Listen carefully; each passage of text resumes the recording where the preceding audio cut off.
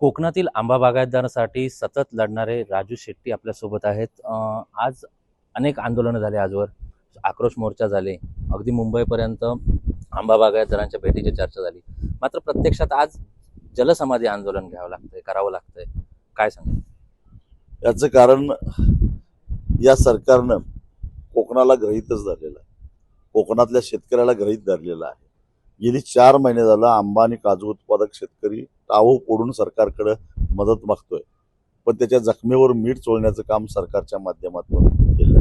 लांब कशाला, शेतकऱ्याचं म्हणणं काय आहे हे ऐकून घ्यायला 4 महिन्यामध्ये या महाराष्ट्राच्या मुख्यमंत्र्यांना वेळ मिळालेला नाही. शेतकरी म्हणतात, अरे आमचं म्हणणं तरी ऐका, आम्हाला काय म्हणायचंय ते तरी ऐकून घ्या. मुंबईला ते मुख्यमंत्र्यांना भेटायला गेले.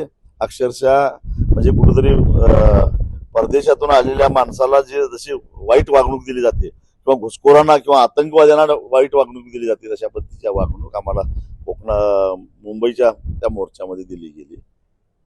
मदत तर नाहीच दिली, जाहीर केली काय, एका कलमाला 220 रुपये. अरे मजुराची मजुरी एका दिवसाची 500 रुपये आहे.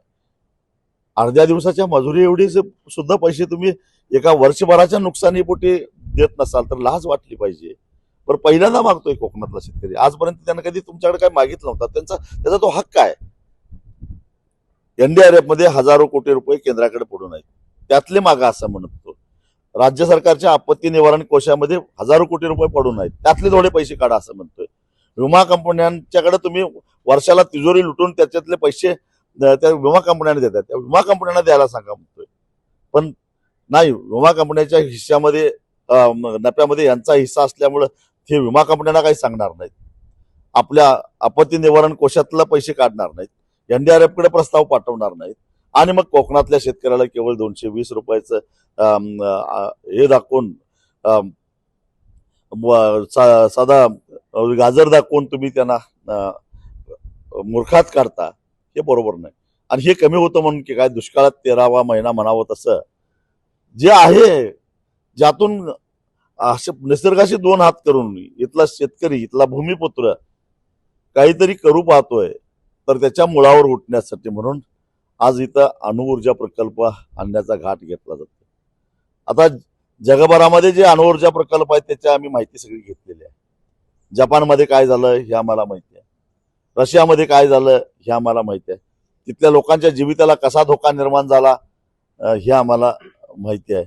आणि हा अणुऊर्जा प्रकल्प भले कुणीतरी एका बाहेरून आलेला माणूस किंवा कुणी धनिक आपली स्वतःची जमीन देईल त्या अणुऊर्जा प्रकल्पाला, तो बसेल मुंबईत, परंतु इथल्या राहणाऱ्या भूमिपुत्रांचं काय?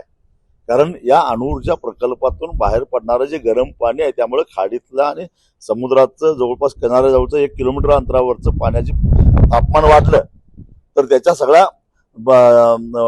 पाण्यातल्या जैवविविधतेवर परिणाम होणार आहे, मत्स्य उत्पादनावर परिणाम होणार आहे, शेवाळ निर्मितीवर परिणाम होणार आहे. आणि त्यामुळे जलचरांच्यावर अन्नाचं संकट निर्माण झाल्यामुळं मत्स्य दुष्काळ निर्माण होऊ शकतो.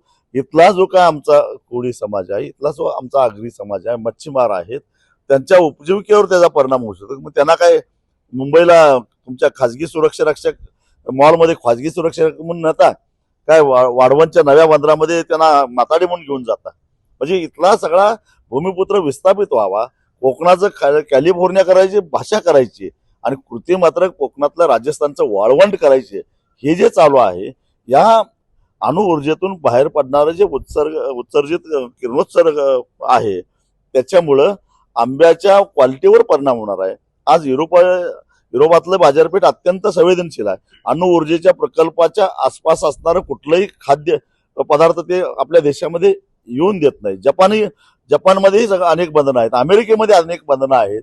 आणि मग आमची एक जी बाजारपेठ आहे आंब्याची, वर्षाला 1100 कोटी रुपयाचं परकीय चलन आंबा आणि आंब्याचं पल्प निर्यात करून या सिंधुदुर्ग आणि रत्नागिरी जिल्ह्यातला शेतकरी कमवतो. ती बाजारपेठ हक्काची घालून घेतात, तुम्ही काय देत नाही आणि त्याची बाजारपेठही काढून घेताय.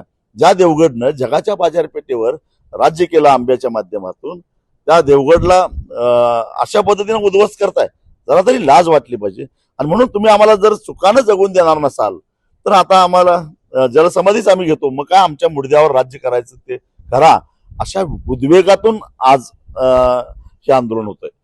जर पाहिलं तर इथला शेतकरी जो आहे, आंबा बागायतदार जो आहे, तो संयमी आहे, शांत आहे. मात्र त्यांची माती भडकवण्यासाठी स्वाभिमान संघटनेला इथे आपला पाया रोवला जाऊ लागला, अशी काहीशी चर्चा देखील सुरू झालेली आहे. आणि आपण म्हणजे राजू शेट्टी इथे येऊन शेतकऱ्यांची माती भडकवतो, असा देखील आरोप आपल्यावर होतो. कोकणातल्या शेतकऱ्याची हाक आली आणि म्हणून मी इथं आलेलो आहे.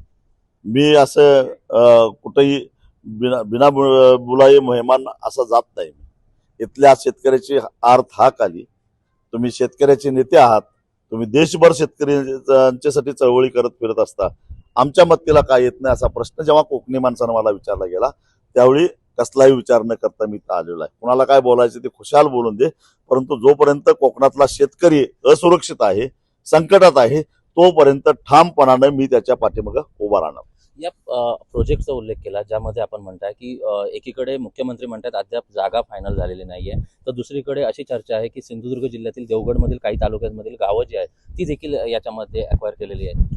सोशल मीडियावर जर का मुख्यमंत्र्यांची पोस्ट बघितली तर त्यांनी सरळ म्हटले की एनटीपीसी बरोबर एनटीपीसीच्या माध्यमातून एक सामंजस्य करार झालेला आहे आणि सिंधुदुर्ग जिल्ह्यातल्या देवगड येथे हा प्रकल्प होणार आहे. स्वतः मुख्यमंत्र्यांनी स्वतः पोस्ट केलेली आहे आणि त्याचे माझ्याकडे पुरावे आहेत. आणि ह्याच्यापेक्षा मोठा पुरावा काय पाहिजे? मग मुख्यमंत्री खोटं बोलतायत काय, दिशाभूल करतायत काय, हे तरी एकदा सांगा. तर हे होते राजू शेट्टी, ज्यांनी आपली भूमिका जी आहे ती स्पष्ट केलेली आहे. शेतकऱ्यांच्या न्याय हक्कासाठी आपण निश्चितच लढणार असा विश्वास जो आहे तो राजू शेट्टी यांनी व्यक्त केलेला पाहायला मिळतोय. व्हिडिओ जर्नलिस्ट आणखी विशाल रविकर, मराठी, सिंधुदुर्ग.